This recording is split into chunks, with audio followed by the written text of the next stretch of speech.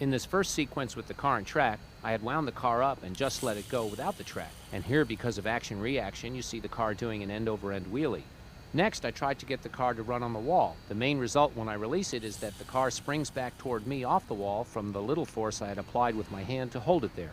Getting the car to run on the track was a bit easier in space than on Earth because the car didn't have to build up as much velocity to stay on the track as it did on Earth.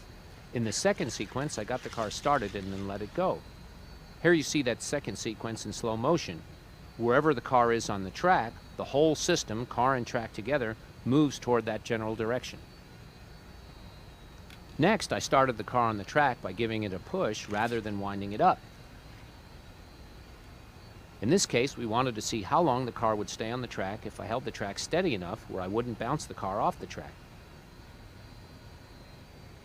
Even though I knew intuitively, by the laws of physics, that this would be the case, it was amazing to me that any forward velocity of the car at all was enough to provide the necessary centripetal acceleration to keep the car on the track.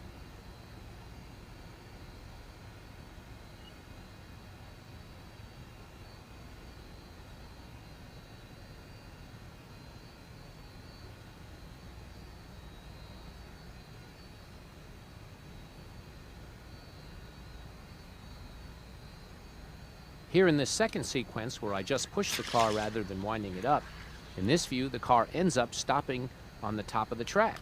This was amazing, even in space, to see the car creep along ever so slowly and then stop and sit there at the top.